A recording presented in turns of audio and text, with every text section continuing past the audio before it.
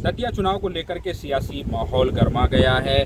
दोनों ही प्रमुख राजनीतिक पार्टी भाजपा और कांग्रेस ने इस चुनाव को अपनी साख का सवाल, प्रतिष्ठा का सवाल बना लिया है। यही वजह है कि दोनों ही तरफ से दिग्गज नेता अब लगातार दतिया में चुनाव प्रचार कर रहे हैं, वहां डेरा डाला हुआ है।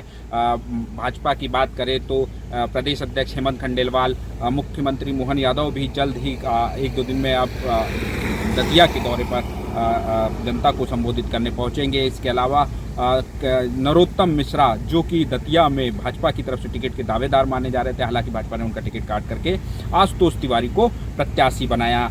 प्रदेश प्रभारी महेंद्र सिंह, अजय जामवाल क्षेत्रीय संगठन मंत्री, इसके अलावा कई केंद्रीय मंत्री और प्रदेश के कैबिनेट मंत्री भी दतिया में जमा चुके हैं। दतिया में लगातार प्रचार कर रहे हैं और अपने कास्ट जाति के अनुसार संपर्क साधकर वोटरों को साधने का प्रयास कर रहे हैं। घर घर जो है दस्तक दी जा रही है भाजपा की तरफ से। दूसरी तरफ कांग्रेस भी सक्रिय हो गई है। जीतू पटवारी जो है दतिया में लगातार जो है चुनाव प्रचार कर रहे हैं। इसके अलावा कई बड़े नेता जो है दतिया में अपने जातिगत समीकरणों को जो है साधते हुए वोटरों को साध रहे हैं। आपको बता दें कि कई फैक्टर यहाँ पर इस चुनाव में जो है हार जीत का फैसला करेंगे।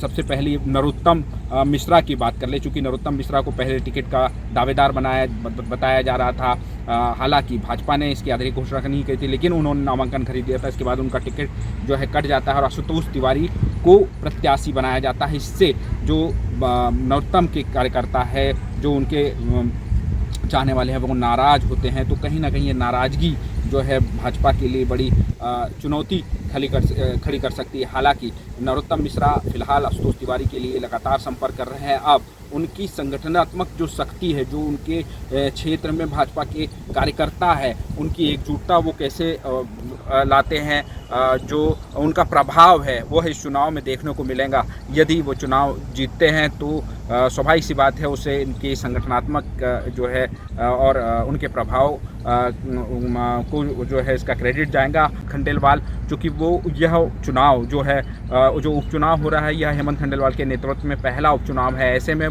बूथ जो मैनेजमेंट है, बूथ की सक्रियता है, जो चुनावी रणनीति है, इसको लेकर के हेमंत खंडेलवाल के नेतृत्व की परीक्षा इसे कह सकते हैं। साथ ही मोहन यादव का जो उनके नेतृत्व और संगठन की शक्ति, इसको इस चुनाव से जोड़कर देखा जा रहा है। वहीं कई जो नेता हैं अलग अलग कास्ट वाइज, जो कि भाजपा में मंत्री हैं, उनको उन क्षेत्रों में और जातिगत उन समाज के वोटरों को साधने के लिए लगाया गया है। दूसरी तरफ कांग्रेस के लिए ये भी कांग्रेस के लिए चुनाव को जीतना चुनौती है, चूँकि कांग्रेस के विधायक राजेंद्र भारती जो है उनकी सदस्यता समाप्त होने के बाद यह चुनाव हो रहे हैं। ऐसे में कांग्रेस को किसी भी हाल में इस सीट को जीतना बड़ी चुनौती होगी। यदि कांग्रेस इस चुनाव को जीतती है तो यह भाजपा के लिए एक बड़ा राजनीतिक झटका होगा।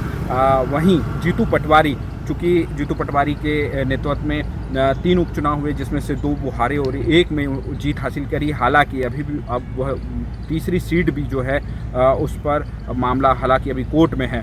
ऐसे में जो जीतू पटवारी के नेतृत्व पर सवाल खड़े हो रहे हैं। अगर कांग्रेस ये चुनाव जीतती है तो कहीं ना कहीं उस पर थोड़ा सा एक जो है उसका प्रभाव कम होगा, उन सवालों पर जो है रोक लगेंगी, ऐसा माना जा सकता है। वहीं यह चुनाव में जो है वोटरों जो है कम जो वोटर है, चूँकि भाजपा के लिए यह चुनौती है कि जो उसके कार्यकर्ता है, उन कार्यकर्ताओं को सक्रिय करना। चूँकि एक तरीके से माहौल बना हुआ है, जो कि विपक्ष लगातार बोल भी रहा है कि भले ही भाजपा कार्यकर्ता है, प्रचार प्रसार कर रहे हैं, लेकिन वो वोट कांग्रेस के लिए मांग रहे हैं। वहीं कांग्रेस में भी जो है स्थानीय संगठन, उसको सक्रिय करना एक चुनौती होगी। तो कहीं ना कहीं यदि थोड़ा भी वोट इधर से उधर होता है तो हार जीत पर उसका असर पड़ सकता है।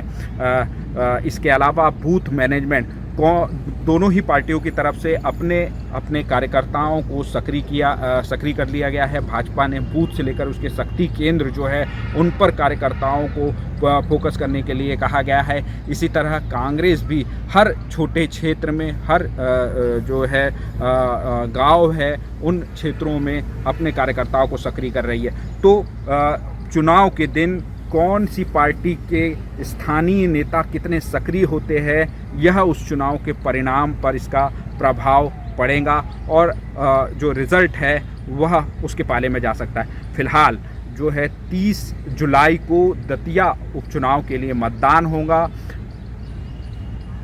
दतिया की जनता भाजपा को यह सीट दिलाती है या कांग्रेस इस पर अपना कब्जा बनाए रखती है, यह देखने वाली बात होगी।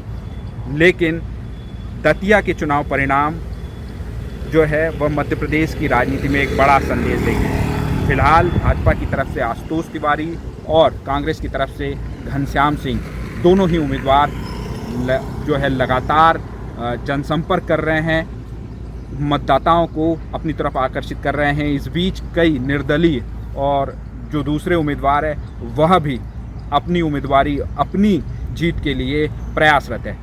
भोपाल से अमर उजाला के लिए आनंद पवार। आपके राज्य की खबरें, आपके शहर की खबरें सबसे पहले जानने के लिए देखते रहें अमर उजाला। चैनल को सब्सक्राइब जरूर कर लें और पाएं हर अपडेट।